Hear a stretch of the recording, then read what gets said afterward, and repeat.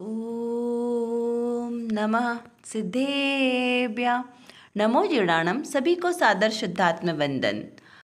कार्तिक शुक्ल पंचमी का आज यह शुभ मंगल दिवस और आज सोनगढ़ से प्रसारित होने वाले संदेश में आज हमें जो विशेष बात प्राप्त हुई है वह हमारे लिए बहुत ही प्रेरणादायक है। दृष्टि का विषय को लेते हुए यह आज का संदेश हम पढ़ते हैं।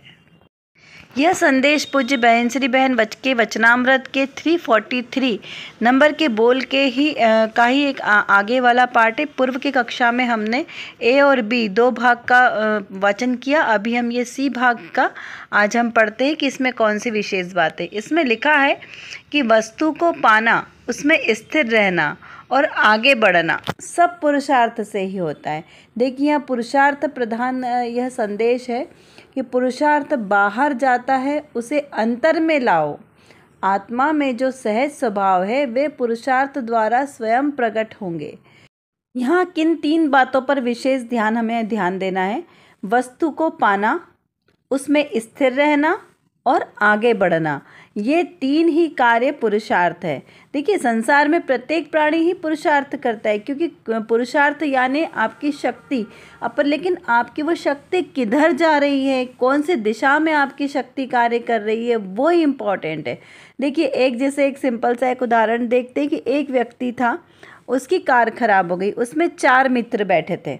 अब चारों मित्रों ने डिसाइड किया कि अब कार स्टार्ट नहीं हो रही है, तो इसे क्या करें, हमें इसको धक्का लगाना पड़ेगा। तो थोड़ा सा धक्का लगाएंगे तो ये हमारी कार स्टार्ट हो जाएगी। तो बोले अच्छा ठीक है। तो वो चारों मित्र अपनी कार से बाहर निकले और धक्का देना प्रारंभ किया। अब एक मित्र ने फ्रंट साइड में खड़ा होकर धक्का लगाने लगा। दूसरे मित्र ने सोचा मैं राइट साइड से धक्का लगाता हूँ। तीसरे मित्र ने लेफ़्ट साइड से धक्का लगाया और चौथा मित्र ने बैक साइड से धक्का लगाया। चारों ही मित्र ने अपनी पूरी शक्ति लगाकर उस पर प्रेशर दिया, लेकिन फिर भी वो कार आगे ही नहीं बढ़ी।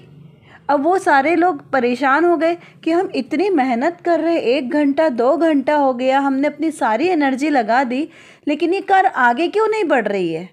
बहुत परेशान हुए। तब एक किसी दूसरे जो वहाँ से निकल रहा था उसने बोला आप क्या कर रहे हो? बोले कार को धक्का लगाना है। लेकिन आप धक्का कैसे लगा रहे हो, ये कार आपकी कभी आगे ही नहीं बढ़ेगी। बोले क्यों नहीं बढ़ेगी भाई, हम इतनी मेहनत कर रहे हैं तो कार आगे क्यों नहीं बढ़ेगी। तब उसने समझाया कि भाई आप कर क्या रहे हो, आप विपरीत डायरेक्शन में धक्का लगा रहे हो, तो आपका यह जो मेहनत है वो किसी काम की नहीं है, व्यर्थ चली गई आपकी मेहनत। तब उन्हें समझ में आया कि जब हम सही डायरेक्शन में धक्का लगाएंगे, प्रेशर देंगे, तो वो हमारा कार्य सहज ही पूरा होने वाला है। इससे हमें समझना क्या है कि जो पुरुषार्थ करना है वो सही दिशा में करना है। यही यदि सही दिशा में पुरुषार्थ करेंगे तो ही वो सफल होगा। विपरीत दिशा में आप कितना भी पुरुषार्थ कर लो वो किसी काम का नहीं होगा। तो यहाँ पर आचार्य देव कहते हैं कि जो पुरुषार्थ है वो मेन उसका उद्देश्य क्या है, लक्ष्य उसका कब प्राप्त होगा, तो किसी वस्तु को पाना, उसमें स्थिर रहना और उसमें आगे बढ़ना। अब पाना किसको, तो भाई लौकिक सुविधाओं को पाना नहीं, बहुत सारा धन पैसा ये पाना नहीं है पुरुषार्थ कि हमने बहुत मेहनत की, बहुत अच्छा बिजनेस चलाया, देखो हमें इतना प्रॉफिट हुआ, हमने इतना करोड़ों का धन कमा लिया, पहले हमारे पास कुछ नहीं थे। ये पुरुषार्थ नहीं है, ये तो कुछ काम का नहीं है, निरर्थक है। ये निरर्थक कहा।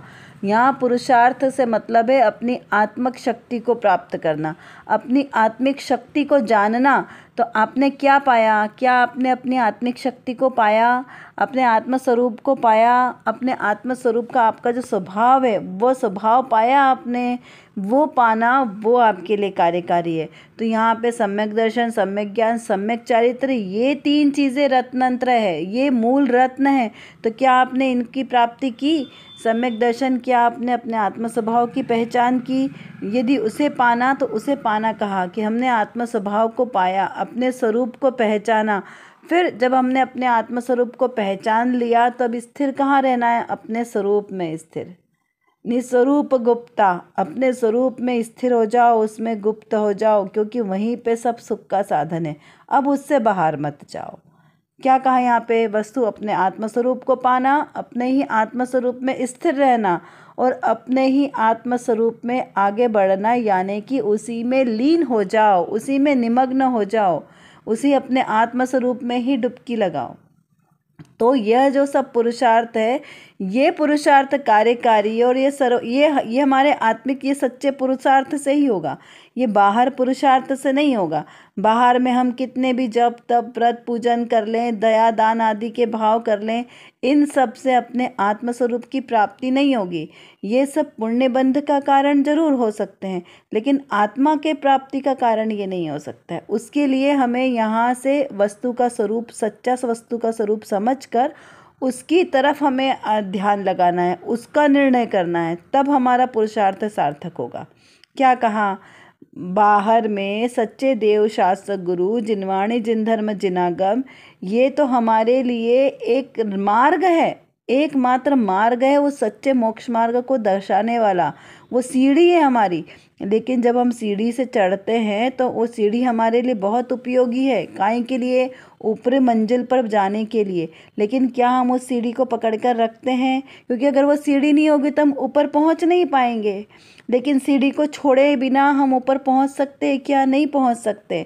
तो ये वैसा ही है कि सच्चे देव शास्त्र गुरु का अवलंबन तो लेना है, लेकिन वहाँ से हमें दृष्टि हटा के स्वरूप पे दृष्टि रखना है, क्योंकि मंजिल तो मेरा आत्म स्वरूप है ना। तो जब तक हम अपने आत्म स्वरूप पे दृष्टि नहीं रखेंगे तब तक हमारा कार्य सिद्ध नहीं होगा। इसीलिए वस्तु को पाना, अपने आत्म स्वरूप की पहचान करना, उसका श्रद्धान करना, ये सम्यक दर्शन है। अपनी आत्मा का श्रद्धान करना सम्यक दर्शन है। उसमें स्थिर रहना, उसे जानना पहचानना, ये सम्यक ज्ञान है। और उसमें आगे बढ़ना, उस रूप लीनता हो जाना, उस रूप आचरण करना, यह है सम्यक चारित्र। तो इस प्रकार ये जब हमने 3 कार्य किए, कौन से? वस्तु को पाना, उसमें स्थिर रहना और उसमें आगे बढ़ना, तब हमारा ये सच्चा पुरुषार्थ सार्थक होगा। फिर क्या कहा? पुरुषार्थ बाहर जाता है, उसे अंदर में ले आओ। अभी हमारी अनादिकाल के अज्ञान की मिथ्या मान्यता है ना, इसीलिए हमें पुरुषार्थ बोले तो हमें क्या आता है? धर्म अर्थ काम मोक्ष, वो 4 प्रकार के पुरुषार्थ। धन कमाना है, ये हमें याद आते हैं। तो वो सच्चे पुरुषार्थ नहीं है। सच्चा पुरुषार्थ एकमात्र है धर्म ध्यान और मोक्ष पाना, ये सच्चा पुरुषार्थ है। ठीक है ना। तो यहाँ पर हमें जो बाहर हमारी दृष्टि बार बार विषयों में चली जाती है, बार बार विषयों को पुष्ट करने में जाती है, वहाँ से उसे हटाकर कहाँ लाना है? अंतर्मुख लाना है। उस दृष्टि को अंतर्मुख अपने आत्मस्वरूप पर, द्रव्य स्वभाव पर उसको स्थिर करना है, तो हमारा ये पुरुषार्थ सार्थक होगा। और आत्मा का जो सहज स्वभाव है वो सहज ही प्रकट होगा। उसके लिए हमें कोई मेहनत करने की आवश्यकता नहीं है। सिर्फ पुरुषार्थ कहाँ करना है? अपनी दृष्टि को अपने आत्मस्वरूप पर स्थिर रखना है, उसे पाना है और उसी रूप आचरण करना है, उसमें लीनता करना है। तो इतना आपको सहजता से समझ में आ गया होगा। चलिए आप देखते हैं आज की रत्नकणिका में कौन सी विशेष बात आई है। यहाँ पर मुमुक्षु ने प्रश्न किया है कि उपयोग अंतर में कब जाता है। यहाँ जब कहा क्या? उपयोग को उपयोग में स्थिर करो, उपयोग को अपने आत्म स्वभाव में स्थिर रखो। तो भाई ये अंतर में कब जाता है, ऐसा श्रोता का प्रश्न है। तो इसका उत्तर देते हुए कहा कि जिसे बाह्य में कहीं वास्तव में रुचता ही न हो, तब उपयोग को रहने का अन्य कोई स्थान यानी स्व आत्मा के अलावा नहीं रहता। तो उपयोग कहाँ स्थिर हो? कि जहाँ रुचि हो वहाँ पर उपयोग स्थिर होगा। बाह्य में कहीं रुचता ही नहीं और राग का प्रेम छूट जाए तो ज्ञान का उपयोग कहाँ रुकेगा? पहले तो शुभाशुभ भाव में रुकता था, वह अब स्वरूप की ओर जाएगा। वह स्वयं अपने चैतन्य का आश्रय ढूंढ लेगा और अंतर में गए बिना नहीं रहेगा, तो वह अंतर का आश्रय खोज लेगा। यानी कि उपयोग फिर कहाँ रहेगा? उपयोग में स्थिर हो जाएगा। देखिए बहुत ही मार्मिक बात है इसमें। यहाँ पर हमें क्या समझना है कि उपयोग जो है, आत्मा का स्वभाव क्या है? उपयोग स्वरूप है आत्मा। और वो कैसा है? ज्ञान दर्शन के व्यापार को उपयोग कहते हैं। यानी कि आत्मा का कार्य क्या है? सिर्फ ज्ञान और दर्शन। उपयोग मतलब उसका कार्य समझो, अगर सिंपल भाषा में बोले। साहित्यिक शब्द है उपयोग में स्थिर रहता है। अब देखिए, अब ये जो मेरा आत्मा है उसका उपयोग क्या है? ज्ञान दर्शन। उसका मात्र काम क्या है? जानना और देखना। तो जब वो यही 2 कार्य करेंगे तो फिर दूसरे कार्य का कोई काम ही नहीं हुआ ना। तो उसका कर्तापना भोक्तापना ये जो है, ये सब का कोई अवकाश ही नहीं है। क्योंकि उसका स्थान क्या है? बस जानना और देखना। तो अब ये कहा कि जब उसे बाहर में कोई कार्य करना ही नहीं है, किसी कार्य का कर्ता ही नहीं बनना है, उसे सिर्फ जानना और देखना है, तो वो कार्य क्या करेगा? वो सिर्फ जानेगा और देखेगा ही ना, इसके अलावा क्या कार्य करेगा? तो यहाँ कहा कि जिसे बाहर में कहीं वास्तव में रुचता ही नहीं हो, तब उपयोग को रहने का कोई स्थान ही नहीं है। जैसे एग्जाम्पल के लिए हम लेते हैं कि यदि जिसे किसी को बाहर पार्टीज़ में जाना, सोशल वर्क में घूमना, ये सारे कार्य एक्सेट्रा सब ले लेना, कि ये जो कार्य उसे अच्छे ही नहीं लगते हो, तो वो कहीं जाएगा क्या घर से बाहर? नहीं जाएगा। जब उसे बाहर जाने की इच्छा ही नहीं है, उसे तीर्थ यात्रा करने का भाव नहीं है, कहीं घूमने का भाव नहीं है, तो वो क्या करेगा? वो अपने घर में ही रहेगा ना, घर से बाहर कहीं जाएगा? घर से बाहर कौन जाता है? जिसे बाहर जाने की रुचि होती है तब वो बाहर जाता है। जिसे तीर्थ यात्रा करने की रुचि होती है वो तीर्थ यात्रा करने जाता है। जिसे किसी पंच कल्याणक आदि में शिविरों में जाने की रुचि होती है तब वो वहाँ जाता है। और अगर किसी को रुचि नहीं होगी तो वो क्या करेगा? वो अपने घर में रह के धर्म ध्यान करेगा। रुचि धर्म की है, लेकिन वो क्या करेगा? घर में रह के करेगा, वो बाहर में जाके नहीं करेगा। तो यहाँ पे कहा कि जिसे बाहर में जाने रुचता ही नहीं हो, तो वो क्या करेगा? वो अपने ही उपयोग को एक ही स्थान पे रहने देगा। और वो कहाँ लगाएगा? स्व में लगाएगा, क्योंकि उसे पता है कि बाहर में ये सारे विकल्प है, इसमें धर्म नहीं है। धर्म तो मेरे एकमात्र आत्मा में है। धर्म मेरी आत्मा को जानना, पहचानना, उसमें स्थिर रहना, वो ही मेरा सच्चा धर्म है। तो वो अपनी रुचि को कहाँ लगाएगा? अपने स्वरूप को जानने में। तो यहाँ पे कहा है कि उपयोग कहाँ स्थिर होगा? जहाँ उसकी रुचि होगी। अब देखिए, उपयोग टिकता कहाँ है? जहाँ उसकी रुचि होगी। अभी हम बाहर हमारे जो हम संसारी जीवों को देखें तो हमारा उपयोग कहाँ टिकता है? 5 इंद्रिय के विषयों में। 5 इंद्रिय के विषयों में जो विषय हमें अच्छा लगता है वहाँ हमें बार बार हमारी रुचि वहीं पर जाती है, वहाँ पे हमें स्थिरता होती है। तो वैसे ही ज्ञानी जीव को अंतर में रुचि है तो उसका उपयोग बारंबार अंतर में स्थिर होता है। बाहर में वो चाहे कितने भी कार्य करे, 6 खंड की संपदा संभाले, राज वैभव, धन, लक्ष्मी, स्त्री पुत्र, 96,000 रानियां हो, कुछ भी हो, उनके रहते हुए भी उसका उपयोग कहाँ रहता है? अपने स्वभाव में स्थिर रहता है। तो यहाँ पर जहाँ रुचि होगी वहाँ पर उसका उपयोग स्थिर रहेगा। जहाँ रुचि हो वहाँ पर स्थिर रहेगा, और जहाँ पर रुचि नहीं होगी वहाँ पर उसका उपयोग नहीं लगेगा, वहाँ होते हुए भी नहीं रहेगा। जैसे प्रेजेंट बॉडी और एब्सेंट माइंड, उस तरीके से यहाँ पर इसको समझना। फिर यहाँ कहा कि जहाँ रुचि होगी वहाँ उपयोग रहेगा, बाह्य में कहीं रुचता ही नहीं, और वहाँ पर राग का प्रेम टूट जाए तो ज्ञान का उपयोग कहाँ रुकेगा? क्या कहा कि बाहर में पर पदार्थों में अगर राग का प्रेम टूट जाए, मोह राग द्वेष मान लेना कि उसका संबंध है वो टूट जाए, तो ज्ञान का उपयोग कहाँ रुकेगा? पहले तो भाई वो शुभाशुभ कार्यों में रुचता था कि भाई दया दान पूजा पाठ स्वाध्याय शास्त्र अभ्यास ये सब करता था, तो उसका उपयोग वहाँ पर शुभ में लगता था, क्योंकि अशुभ में तो उपयोग जा नहीं रहा है। अब वो शुभ कार्यों में ही लगता था, लेकिन अब उसका बाहर में इस राग जो, क्योंकि ये भी तो राग भाव है ना, देव शास्त्र गुरु का पूजन अर्चन करना ये भी तो एक राग है। तो इस राग में भी जो पहले उपयोग टिकता था अब वो उपयोग वहाँ पे भी नहीं टिक रहा है। 28 मूल गुणों का पालन करना, धर्मोपदेश देना, ये सब राग के कारण है ना, प्रशस्त राग। तो जब उसका अब उपयोग इस राग में भी नहीं लग रहा है तो अब वो क्या करेगा? शुभाशुभ राग में भी अब उसका उपयोग नहीं रुचता, तो वह अपने स्वरूप की ओर ही जाएगा ना। कहाँ जाएगा? देखिए, अशुभ से तो निवृत्ति हो चुकी, क्योंकि अशुभ से हटके ही जीव शुभ में आएगा। अभी वो शुभ क्रियाओं में रचा पचा था, अब धीरे धीरे उसको उसे क्योंकि शुभ में भी क्रिया कब करेगा? देखिए, हमने पहले भी पूर्व कक्षाओं में समझाया था, ये आपको बारंबार याद रखने योग्य बात है कि जब तक निश्चय नहीं होगा तब तक व्यवहार की भी उपमा नहीं मिलेगी, क्योंकि निश्चय पक्का होगा तभी व्यवहार की उपमा आएगी। तो यहाँ पर जब जीव को पहले पाप से निवृत्ति हुई, जब उसे ये निर्णय हुआ कि पाप कार्य हमारे कार्यकारी नहीं है, तभी उसकी शुभ में प्रवृत्ति हुई। और शुभ में प्रवृत्ति कब होगी? जब उसे ये पता है कि मेरे लिए करने योग्य कार्य क्या है, लेकिन वो करने योग्य कार्य को अभी भूमिका अनुसार नहीं कर पा रहा है, तब तक उसकी शुभ में प्रवृत्ति है। समझना ना।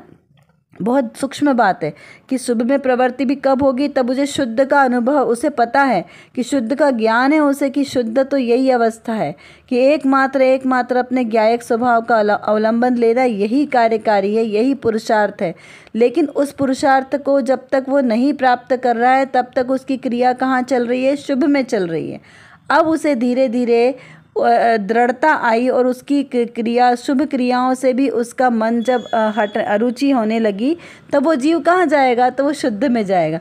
जब वो शुद्ध अपने आत्मस्वरूप पे जाएगा तो सहज ही उसकी वहाँ से दृष्टि हटती जाएगी। ऐसा नहीं कि उसको उसके प्रति अरुचि है, लेकिन देखिए जब व्यक्ति ध्यान में बैठेगा और ध्यान में उसका मन लग रहा है तो वो पूजा पाठ का विकल्प क्यों करेगा, नहीं करेगा, क्योंकि ये उत्कृष्ट क्रिया है। जब जीव को स्वाध्याय में मन लग रहा है तब आप उसे बोलो चलो तीर्थ यात्रा करेंगे, वो भी तो पुण्यबंध का कारण है, चलो विधान करेंगे पुण्यबंध का कारण है, तो वो वहाँ नहीं करेगा क्योंकि उसकी रुचि स्वाध्याय में अभी ज़्यादा लग रही है। तो स्वाध्याय में एकाग्रता हो रही है तो मतलब उसको उससे उत्कृष्ट कार्य कर रहा है ना। तो यहाँ पर कहा कि जब आप उस शुभ कार्य से भी उत्कृष्ट कार्य में रुचि लग रही है तो वो जीव वहाँ पर उसी और उसका झुकाव होगा। फिर कहा कि वह स्वयं अपने चैतन्य का आश्रय ढूंढ लेगा और अंतर में गए बिना नहीं रहेगा, यह अंतर का आश्रय खोज लेगा। क्या कहा, उस पुरुषार्थी जीव की, सच्चे पुरुषार्थी जीव की बात यहाँ पर बताई है कि जो जीव अपने शुभाशुभ भाव से भी दृष्टि हटाकर अपने आत्मस्वरूप की ओर जाएगा वह स्वयं ही अपने चैतन्य का आश्रय लेगा, क्योंकि कुछ और ठिकाना नहीं है। वो समुद्र का पंछी जो जहाज पर बैठा है उसे कोई और ठिकाना नहीं है, वो कितना भी उड़ उड़ के जाएगा तो पुनी पुनी जहाज पर आएगा। तो ऐसे ही जो आत्म स्वभाव है, जो सच्चा पुरुषार्थी जीव है, उसे कहीं और ठिकाना नहीं है, बार बार वो अपने ही आत्मस्वरूप पर ही आकर स्थिर रहेगा। और उसने अपने आत्मस्वरूप को जान लिया, पहचान लिया, उसका निर्णय कर लिया, तब उसी में स्थिर होकर, उसी मार्ग में लीन होकर अपने मोक्ष मार्ग को प्राप्त करेगा। इस प्रकार से यहाँ पे पुरुषार्थ जीव की, तीव्र पुरुषार्थ की बात कही है। और ये बात किसी और की नहीं है, ये हमारी ही बात है। ऐसा ही पुरुषार्थशील आत्मा मैं हूँ, ऐसा हमें निर्णय करना है, इसमें स्थिर होना है, रमना है, जमना है, इसी का हमें श्रद्धान करना है, आश्रय लेना है और इसी में लीनता करनी है। अब जो ऊपर आपको प्रश्न दिए गए हैं इनका आप बारंबार चिंतन करके स्वयं ही समाधान खोजने का प्रयास करें। देखिए आत्मा ही आत्मा का गुरु है, और जब फिर भी आपको ना समझ में आए तो आप हमें से कमेंट बॉक्स में लिखकर हमसे पूछ सकते हैं, या अपने आसपास भी जो साधर्मी हो उनसे आप इस विषय को क्लियर करके समझें। लेकिन समझना आवश्यक है, जब तक समझेंगे नहीं, जब तक सच्चा पुरुषार्थ नहीं होगा। कि आचार्य देव ने सच्चा पुरुषार्थ किसे कहा है। आशा करती हूँ आपको आज का यह संदेश अच्छी तरीके से समझ में आ गया होगा। आज हमारी कक्षा का समय यहीं पर पूर्ण होता है, इसीलिए हम यहाँ पर अब विराम लेते हैं। और इसी प्रकार आप अपना चिंतन धारा को बार बार बढ़ाते रहें, तत्व निर्णय पर जोर दें और अपने ही इस मनुष्य भव को सार्थक करें। जय जिनेंद्र।